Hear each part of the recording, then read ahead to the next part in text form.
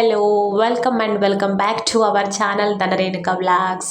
ఎలా ఉన్నారండి అందరూ? నేనైతే చాలా బాగున్నాను. మీరందరూ కూడా బాగుండాలని నేను మనస్ఫూర్తిగా కోరుకుంటున్నానండి. అండ్ మీరు నా వీడియో చూసిన వెంటనే నా ఛానల్ని సబ్స్క్రైబ్ చేసుకోవడం, నా వీడియోని లైక్ చేయడం మాత్రం మర్చిపోకండి. Please do like, share and subscribe my channel. నేను ఇక్కడ ఏం చేస్తున్నానో చూడండి. ఇదైతే నేను నిన్నటి వ్లాగ్ అండి. ఇది అంతకుముందు రోజు నేను ఇడ్లీ కోసము ఇది పిండి రుబ్బి నానబెట్టుకుంటున్నానండి. సో ఇది నైట్ అంతా పులవాలి కదా, ఇది మార్నింగ్ టిఫిన్ కోసం అన్నమాట. నిన్న మార్నింగ్ టిఫిన్ కోసం మొన్న నైట్ నేనైతే దీన్ని కలిపి పెట్టుకుంటున్నానండి. ఇడ్లీ రవ్వ అండ్ మినప్పప్పు. దీన్నైతే నేను ఒక పక్కన పెట్టేశాను అలా నైట్ మొత్తం కూడా. చూడండి, ఇదైతే నిన్నటి మార్నింగ్ అండి. పిండి బాగా పులిసింది. దాన్ని మొత్తం కూడా నేను కొద్దిగా మంచిగా మిక్స్ చేస్తున్నానండి గరిటె తీసుకొని.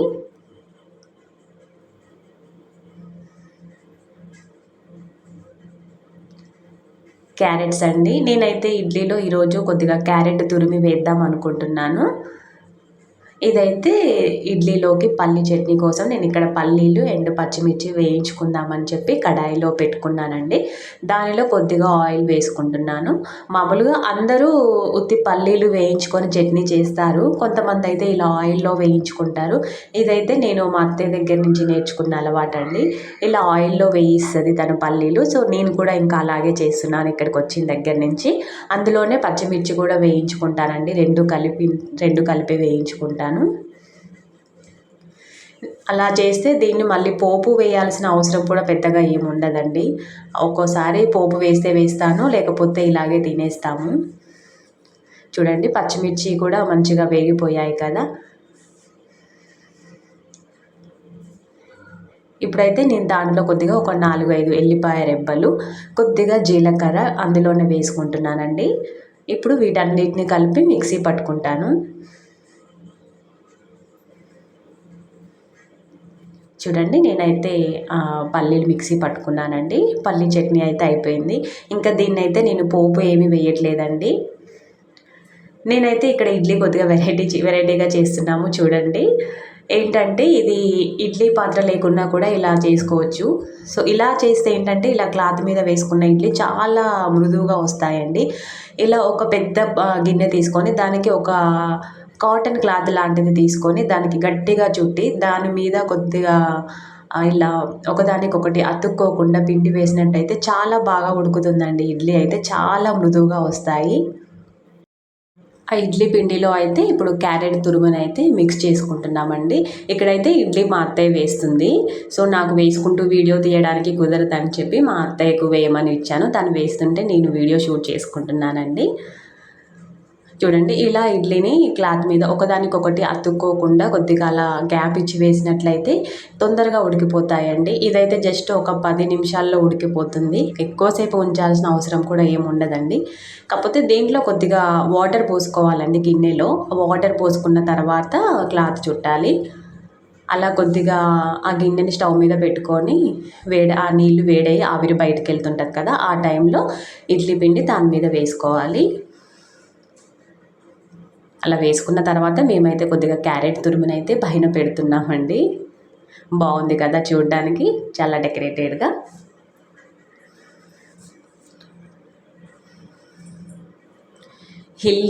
ఇడ్లీ అంటేనే హెల్దీ ఐటము. ఇంకా దాంట్లో ఇలాంటివన్నీ వేసుకుంటే ఇంకా చాలా హెల్దీ ఐటమ్ కదండి.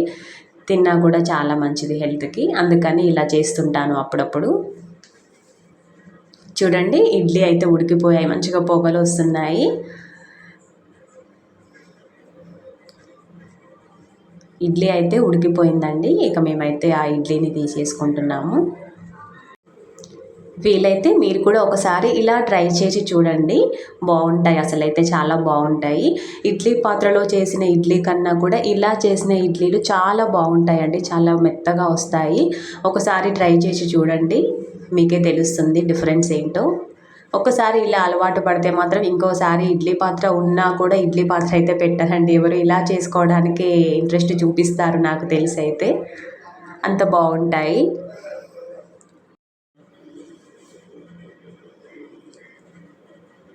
కాకపోతే ఇడ్లీ పాత్రలో ఒక్కసారి వేస్తే అందరికీ సరిపోతాయి. ఇందులో మాత్రం కొద్దిగా ఎక్కువ ఆయిల్ వేసుకోవాల్సి వస్తుందండి, అంతే డిఫరెన్స్. ఇక్కడ మేమైతే టీ తాగుతున్నామండి. నేను, మా ఆయన, మా అత్తయ్య ముగ్గురికి కూడా నేను టీ పోస్తున్నాను. టిఫిన్ చేసినాక మస్ట్ అండ్ షుడ్ టీ అయితే ఉండాల్సిందేనండి మాకు. టిఫిన్ చేయడానికి ముందు ఒకసారి తాగుతాము, టిఫిన్ చేసిన తర్వాత మళ్ళీ ఒకసారి తాగుతాము. ఇక్కడైతే నేను ఒకటి చూపిస్తానండి మీకు, జున్ను ప్రిపరేషన్ అండి. సో నిన్న మా గేదె ఈనింది అని చెప్పాను కదా, జున్ను పాలు ఉంటాయి కదా, ఒక 2 days వరకు అయితే అదైతే జున్ను చేస్తున్నామండి మేము. దానికోసం బెల్లం అయితే సన్నగా తరిగి అందులో బెల్లం వేసుకుంటున్నాము, మా అత్తయ్య చేస్తుంది. అందులో వేసుకున్న బెల్లం అయితే మంచిగా పాలల్లో మొత్తం కరిగే వరకు కూడా దాన్ని గరిటెతో తిప్పుకోవాలండి. బెల్లం కరగకపోతే ఏంటంటే అది జున్నులో అక్కడక్కడ బెల్లం గడ్డలు తగులుతాయి కదా, అందుకని బెల్లం మొత్తం కూడా అందులో మొత్తం కలిసిపోయేంత వరకు కూడా దాన్ని తిప్పుకోవాలి. దాంట్లో అయితే కొద్దిగా ఇలాచీ అండి, ఇలాచీ పౌడర్ కొద్దిగా వేసుకోవాలి. అండ్ ఇంకా సొంటి అండి, ఇది సొంటి కూడా మెత్తగా నల్లగొట్టుకొని అందులో మిరియాల పొడి అండ్ సొంటి పొడి 2 కూడా వేసుకోవాలండి. చాలా బాగుంటాయి ఈ 2 వేసుకుంటే, అసలు ఆ ఫ్లేవరే చాలా బాగుంటుంది, సొంటి అండ్ మిరియాల ఫ్లేవర్.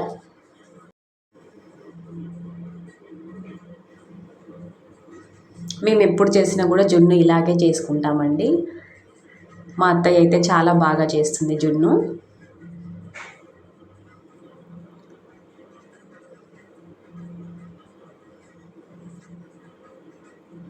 అలా మొత్తం కూడా పాలల్లో కలిసిపోయేంత వరకు దాన్ని అలా స్టిర్ చేస్తూనే ఉండాలి. ఈ బాక్స్లో పాలైతే ఇవి నైట్ పాలండి, ఇవైతే మార్నింగ్ పాలు. ఇప్పుడు మా అత్తయ్య బెల్లం కలిపిన పాలు.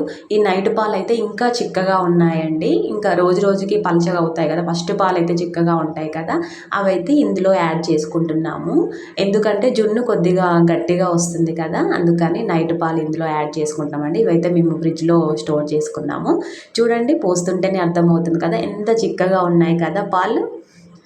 ఆ కలర్ కూడా డిఫరెంట్గా ఉంది కదా, కొద్దిగా ఎల్లోయిష్గా ఉన్నాయి, వైట్గా కాకుండా. చాలా బాగున్నాయండి చూడ్డానికి కూడా పాలు. అందులో మొత్తం కూడా అలా కలుపుకున్న తర్వాత ఏది మిరియాల పొడి అండ్ సొంటి బెల్లము అన్ని పాలలో మిక్స్ చేసుకున్న తర్వాత దాన్నైతే ఇలా ప్రెషర్ కుక్కర్లో పెట్టుకోవాలండి. దాంట్లో కొద్దిగా అడుగున కొన్ని వాటర్ పోసుకొని ఆ వాటర్లో అయితే ఆ పాల గిన్నెనైతే ఉంచాలి. ఇప్పుడు చూడండి, మీకే అర్థమవుతుంది.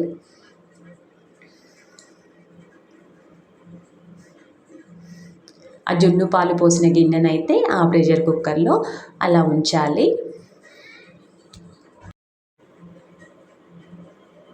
బెల్లం అంతా అందులో కలిసిపోయే వరకు దాన్ని బాగా స్టిర్ చేసుకోవాలండి.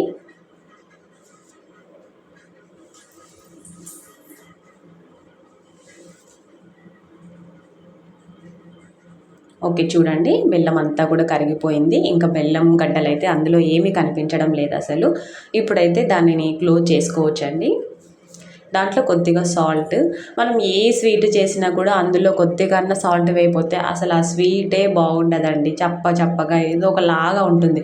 అందులో కొద్దిగా ఉప్పేసి చూడండి ఎంత బాగుంటుందో. చాలామంది అంటారు ఏదన్నా స్వీట్ చేస్తే దీంట్లో ఉప్పేస్తారా అని అంటారు, కానీ ఉప్పేస్తే చాలా బాగుంటుందండి. ఉప్పు వేయకుండా వేసిన స్వీట్ చూడండి, ఉప్పు వేసిన తర్వాత స్వీట్ చూడండి చాలా బాగుంటుంది ఉప్పు వేస్తే మాత్రము. సో అలా ఉప్పు వేసుకొని కలుపుకున్న తర్వాత దాన్ని అయితే ఇప్పుడు క్లోజ్ చేసుకోవచ్చు. విజిల్ మాత్రం తీసేయాలండి. చూడండి, మేమైతే విజిల్ తీసేసి పెట్టాము. ఇదైతే ఒక 10 నిమిషాల తర్వాత మేము మూత తీసి చూసామండి. చూడండి, కొద్దిగా లూజ్గా ఉంది, ఇంకొద్ది గట్టిగా కావాలి. దాన్ని మళ్ళీ క్లోజ్ చేసేస్తున్నాము. మళ్ళీ ఇంకొక 5 minutes తర్వాత మూత తీసి చూసామండి. ఇప్పుడు చూడండి, ఇందాకడికి ఇప్పటికీ డిఫరెన్స్. కొద్దిగా గట్టిగా అయిపోయింది జున్ను అయితే. ఇంకా దీన్ని అయితే తీసేయొచ్చు ఇప్పుడు. ఇది మొత్తం ఉడకడానికైతే ఒక 20 minutes టైం అయితే పడుతుందండి.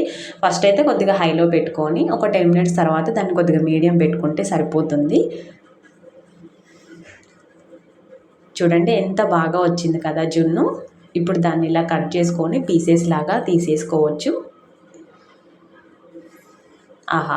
ఎంత బాగుంది కదా జున్ను స్లైస్. మరీ లూజ్గా కాకుండా మరీ గట్టిగా కాకుండా చాలా బాగా వచ్చిందండి. చూస్తుంటేనే నోరూరిపోతుంది నాకైతే.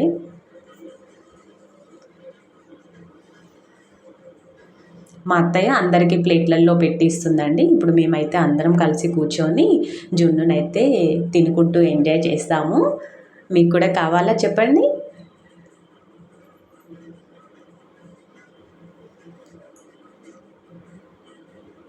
సారీ అండి. వీడియో చూసే వాళ్ళకైతే మీకు కూడా అనిపిస్తుండొచ్చు చూడగానే తినాలని పాపం. జున్ను చేయడం అయిపోయిన తర్వాత ఇక నేనైతే ఫ్రెష్ అప్ అయ్యానండి. ఇప్పుడైతే నేను మళ్ళీ తర్వాత దోసకాయ కర్రీ చేయాలండి. దోసకాయ చికెన్ కర్రీ.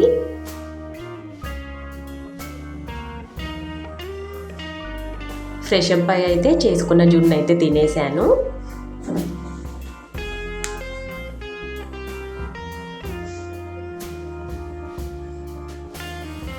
ఇప్పుడైతే నేను మళ్ళీ కిచెన్లోకి వెళ్ళాలి. నెక్స్ట్ అయితే నేను కర్రీ ప్రిపేర్ చేద్దాం అనుకుంటున్నానండి. దోసకాయ చికెన్ కర్రీ చాలా బాగుంటుందండి దోసకాయలో చికెన్. ఇదైతే ఒక హాఫ్ కేజీ చికెన్ వరకు ఉంటుందండి. ఈ హాఫ్ కేజీ చికెన్ కోసం నేనైతే ఒక 5-6 చిన్న సైజు దోసకాయలు అయితే తీసుకొని కట్ చేసి పెట్టుకున్నాను. తాలింపు కోసము ఆనియన్స్ అయితే కట్ చేసి పెట్టుకున్నానండి. ఇది అల్లం వెల్లుల్లి పేస్ట్ అండి. దాంట్లో వేసుకోవడానికి నేనైతే ఒక చిన్న రోట్లో అప్పటికప్పుడు కొద్దిగా దంచి పెట్టుకున్నాను. ఇలా నాన్ వెజ్లోకి అయితే అప్పటికప్పుడు దంచి వేసుకున్న అల్లం వెల్లుల్లి పేస్ట్ అయితే చాలా బాగుంటుందండి. నాన్ వెజ్ చేసేటప్పుడు అయితే అప్పటికప్పుడు అయితే అల్లం వెల్లుల్లి పేస్ట్ రెడీ చేసుకుంటాను నేను.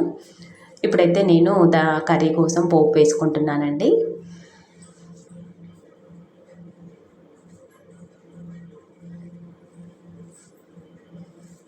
ఆనియన్స్ కొద్దిగా మగ్గిన తర్వాత దాంట్లో కొద్దిగా పసుపు,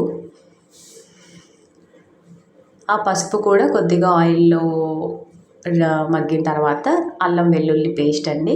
ఈ అల్లం వెల్లుల్లి పేస్ట్ ఆయిల్లో అయితే కొద్దిగా డీప్ ఫ్రై అయిపోయిన తర్వాతనే చికెన్ అయితే వేసుకోవాలండి. లేకపోతే అల్లం వేయగానే చికెన్ వేసుకుంటే ఆ అల్లం అంతా చికెన్కి బట్టి అల్లం అల్లం వాసన వస్తుంది తినేటప్పుడు. అందుకని అల్లం వెల్లుల్లి పేస్ట్ అయితే బాగా మగ్గిందాకా ఉంచాలి ఆయిల్లో.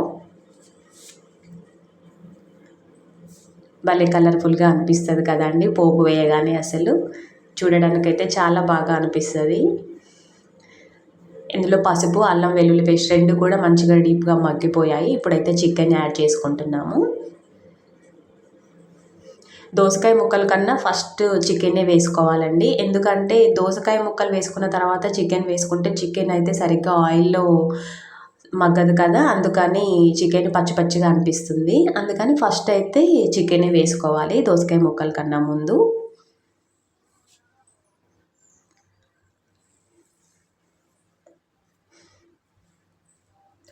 నార్మల్ చికెన్ కన్నా దోసకాయ చికెన్ చాలా బాగుంటుందండి. నాకైతే నార్మల్ చికెన్ కన్నా దోసకాయ చికెన్ తినడమే చాలా ఇష్టము. చాలా బాగుంటుంది. టమాటా చికెన్ కూడా చేస్తారు చాలామంది, కానీ టమాటా చికెన్ కన్నా కూడా దోసకాయ చికెన్ అయితే చాలా బాగుంటుందండి. చికెన్ ఎన్ని వెరైటీస్గా చేసుకున్నా కూడా అందులో దోసకాయ చికెన్ మించి అయితే ఉండదు నాకు తెలిసి.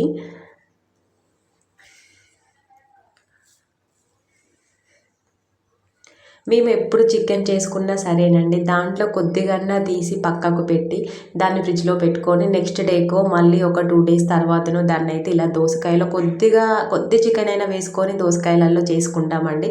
చికెన్ ముక్కలు తినకున్నా పర్వాలేదండి, ఆ ఫ్లేవర్ ఆ దోసకాయలకు తగిలినా చాలు, చాలా బాగుంటుందండి ఆ కర్రీ అయితే. జస్ట్ సూప్ వేసుకొనైనా తినేయొచ్చు మొత్తం అన్నాన్ని. అందుకని మేము ఎప్పుడు చికెన్ చేసుకున్నా కొద్ది చికెన్ అయితే పక్కన పెట్టుకొని ఇలా దోసకాయలో వేసుకుంటామండి ఎప్పుడైనా సరే. ఇదైతే అలా ఉంచేసిన చికెన్.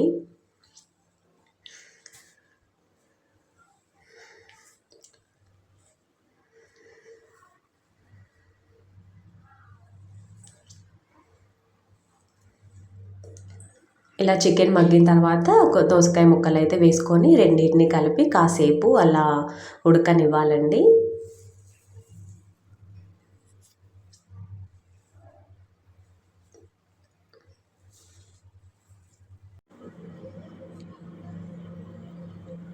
ఇలా దోసకాయ చికెన్ ముక్కలు రెండు కూడా కొద్దిగా ఆయిల్లో మగ్గిన తర్వాత దాంట్లో అయితే కొద్దిగా వాటర్ పోసుకోవాలండి. ఇలా వాటర్ పోసుకుంటే ఏమవుతుందంటే కర్రీ మొత్తం కూడా మంచిగా గ్రేవీ వస్తుంది, గట్టిగా కాకుండా. సో అన్నంలో కలుపుకొని తినడానికైతే బాగుంటుందండి ఇలా. అందుకని మేమైతే కొద్దిగా వాటర్ పోసుకుంటున్నాము ఇక్కడ కర్రీలో.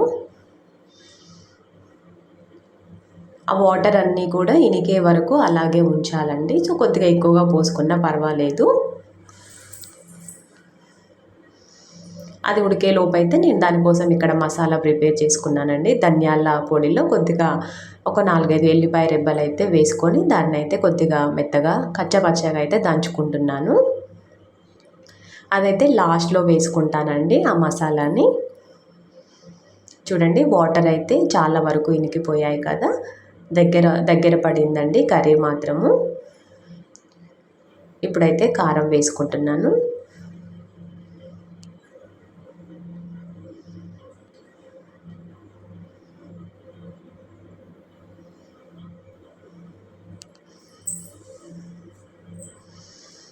సాల్ట్ అయితే ముందే వేసుకోకూడదండి, తర్వాత వేసుకోవాలి. ఎందుకంటే సాల్ట్ మొత్తం కూడా దోసకాయ పీల్చేసుకుంటుందండి. దోసకాయ ముక్కలు అయితే సాల్ట్ ఎక్కువగా పీల్చుకుంటాయి. తినేటప్పుడైతే ఎక్కువగా అనిపిస్తుంది ఉప్పు. అందుకని కర్రీ కొద్దిగా ఉడికిన తర్వాత దింపేటప్పుడు సాల్ట్ వేసుకుంటే ఆ ముక్కలకైతే ఎక్కువగా పట్టదు, తినేటప్పుడు ఉప్పు అయితే అనిపించదండి. అందుకని లాస్ట్లో వేసుకోవాలి ఉప్పు అయితే. ఇలా కాసేపు అయితే మూత పెట్టి ఉడకనిచ్చిన తర్వాత దాంట్లో అయితే నేను మసాలా వేసుకుంటున్నానండి.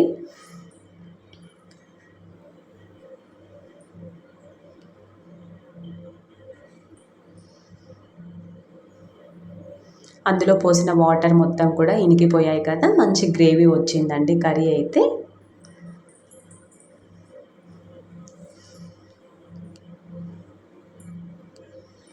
ఇప్పుడు లాస్ట్లో సాల్ట్ వేసుకుంటున్నాము.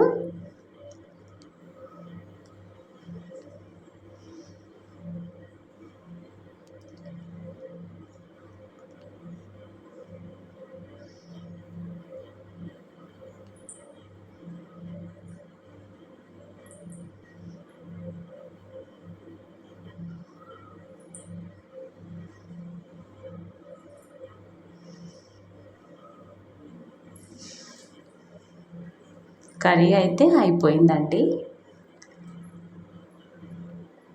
చాలా బాగుంది కదా చూడ్డానికైతే. తిన్నా కూడా అంతే టేస్టీగా ఉంటుంది. పనులన్నీ కంప్లీట్ అయిపోయిన తర్వాత నేను మళ్ళీ ఒకసారి ఇల్లంతా కూడా క్లీన్ చేసుకుంటున్నానండి. వీడియో అయితే కొద్దిగా లెంతీగానే అయినట్టుంది. ఒకేసారి కాకుండా అప్పుడు కొంచెం చూడండి. ఒకేసారి ఇంట్రెస్ట్ లేకపోతే it's totally depends on your interest అనమాట. నా వ్లాగ్ అయితే ఇక్కడితో ముగుస్తున్నానండి. నెక్స్ట్ వ్లాగ్లో అయితే మళ్ళీ కలుస్తాను. Please do like, share, comment and subscribe my channel. Thank you.